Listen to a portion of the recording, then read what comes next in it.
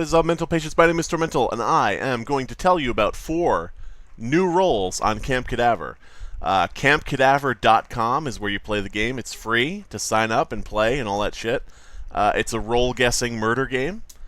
Basically a social deduction game where you try to figure out who are the good guys and who are the bad guys. And yeah, it may be similar to games like Epic Mafia, Town of Salem, even though it's way fucking better than Town of Salem. You know, Mafia and Werewolf, you know, those games that you play in real life with real people standing next to you. You know, Secret Hitler, Throne of Lies, different things like that. It's in the vein of that genre of games. Social deduction games. But yeah, I'm going to tell you about 4 new roles that we just added to the game, because Mammon is a juggernaut of adding roles. He's a dynamo. That kid's going places. But, yeah, so we got 4 new roles added, and we're adding new roles all the time. I was doing videos explaining each new role, or, you know, going along and explaining new roles as I went, like I did one about the babysitter, different things like that. But I felt like those videos kind of came out clunky in the end, kind of weird, kind of clumsy, so I don't really know how I want to do it in the future. But for right now, I think I'll just make a video updating you about the 4 new ones that just were added. First new role, Hall Monitor. The Hall Monitor can select a player at night to give them a pass. And what giving a pass will do is make it so the person you selected cannot be voted the next day. They can't be voted to be sacrificed. You know, they can't be put up on the stand, put on trial. You're basically able to protect someone from being voted. Your second ability is that during the day, if you click someone during the day, as opposed to at night, that person won't be able to vote that day. So you can prevent someone from being voted, and you can also prevent someone else from voting. So basically the Hall Monitor is sort of in charge of the voting period. They have a lot of control over the voting period. Probably a good pairing with a class president. You know, class president can make it so that he has like 3 votes against someone. The Hall Monitor can sort of prevent people from voting and prevent people from being voted. So, you know, those 2 I think are like the major like voting related roles for the heroes. Yeah, Hall Monitor, pretty cool. Basically how you would use this is, let's say you think someone is innocent. If you think someone is a hero and they're a good guy, you could prevent them from being voted the next day. So you're just like, nobody's voting this guy, I trust him, you know, he's not going to get voted up. If you don't trust somebody, or if you think someone's evil, or they're just voting randomly, or they're voting badly, like maybe they're being really dumb, you can prevent them from voting that day. You know, click their name during the day and they won't be able to vote. So it's sort of like, you basically, as I say, are the Hall Monitor. You're deciding who can and can't, you know, vote. You're deciding who can and can't do certain things through giving a pass or revoking something. But yeah, the next one we're going to talk about is, let's see, I think we'll talk about the Crackpot. The Crackpot is a villain. The Crackpot's a villain. He's a villain killing role. And the Crackpot can shoot someone during the day. Crazy, right? So during the day, when everybody's talking, everybody's going through shit, you know, stuff like that, suddenly a message will pop up in the chat saying the Crackpot has shot, you know, one of the players. Everybody will be notified who was shot. It's like a public thing. It's sort of, the reason it's the Crackpot is because he's basically like coming out of the crowd, shooting somebody, and then disappearing back in the crowd. You know, he's sort of like, almost like an assassin type role, but more like a crazy guy, you know, a wingnut, a loose cannon. You know, someone with a screw loose who just decided to shoot someone in broad daylight. So yeah, everybody's notified, as I said, who's been shot. And if your target is rescued that night, like by a lifeguard or a park ranger, you know, basically if someone heals the person you shot, then they're going to be okay. And, you know, you'll be able to shoot again. You can only shoot once, but it's, you know, if your target is healed and rescued, you know, then you can shoot again. You know, you still have your shot left.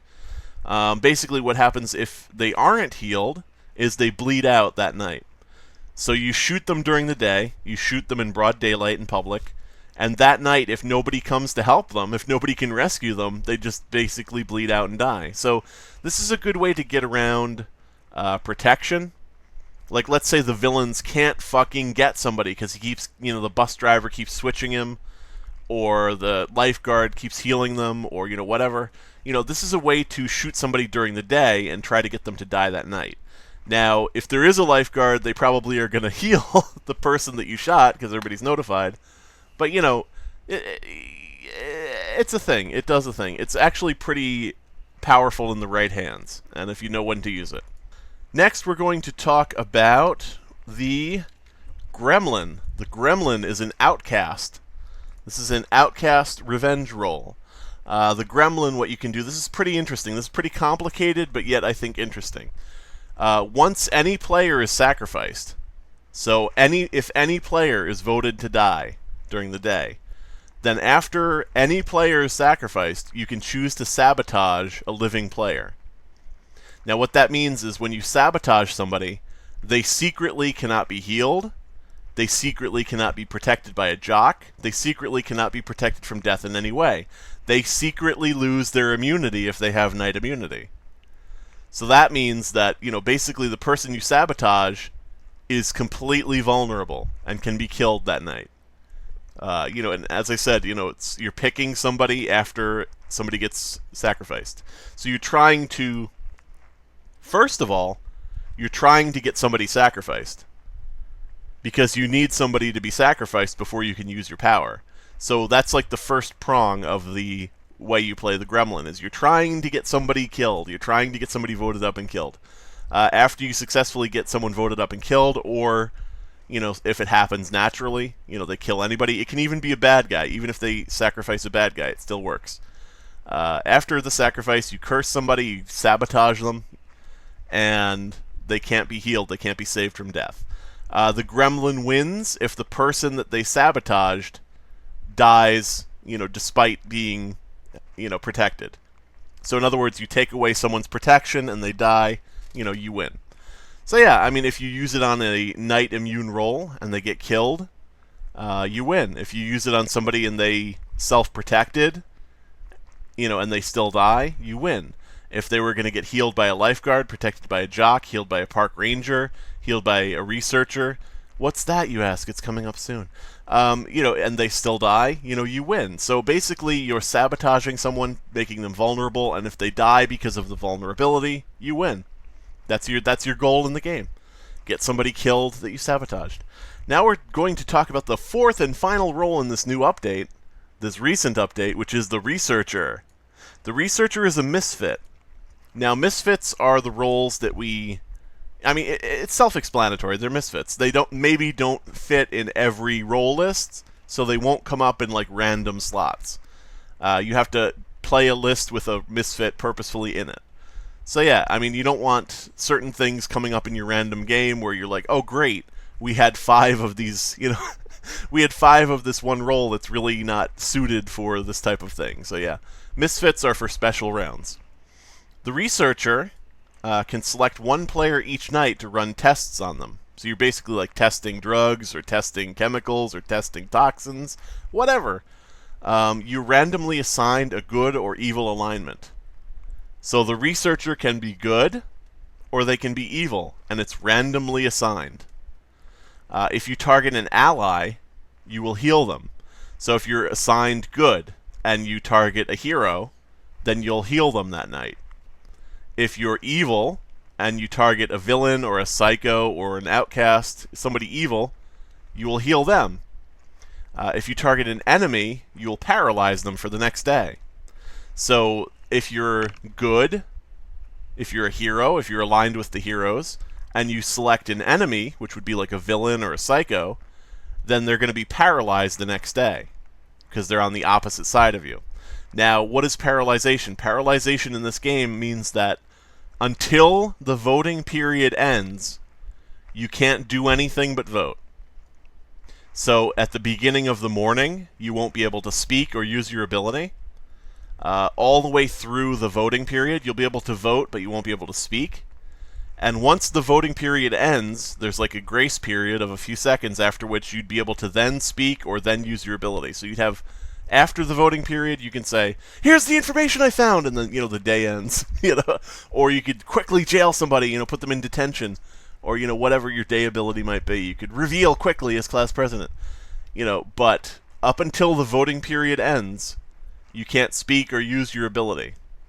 You can only vote, and that's being paralyzed. That's what we're going to call that effect in the game. So yeah, as the researcher, your goal is to figure out which side you work for and help them win. So if you're a researcher who is randomly good, then you win if the heroes win. If you're a researcher who's randomly evil, then you win if the heroes lose. You win with psychos, you win with villains, you win with anybody who's not a hero. So basically, when you're playing researcher, you're going to be affecting the game, affecting the outcome of things. You're going to be healing people, paralyzing people, etc.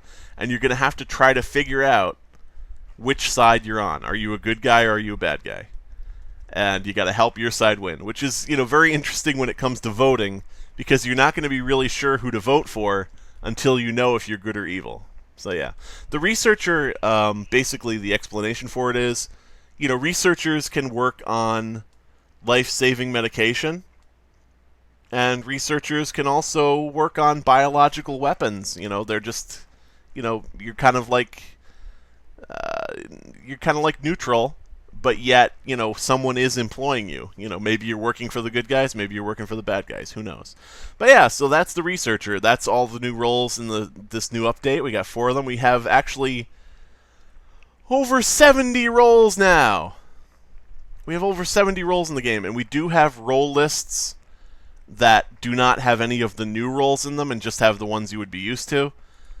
So yeah, I mean, if you don't fancy the idea of being confused by 70 plus roles, you can join and play the ones that don't have the new roles in, and slowly but surely maybe learn the new ones as time goes on until you get more comfortable with them. So yeah. My name is Tormental. CampCadaver.com is where you play the game. We're adding new shit all the time because we're crazy. And people who say that it takes time to add roles, like it takes a year to add a single role, are full of shit. Listen to me whisper. Watch me eat on camera. Hear me screaming nothing. Be my next subscriber. See me prank a stranger. I will eat a pepper. Comment on my failure. Be my moderator. Donate to insult me. Donate to insult me. Insult me. Donate to insult me. Donate to insult me.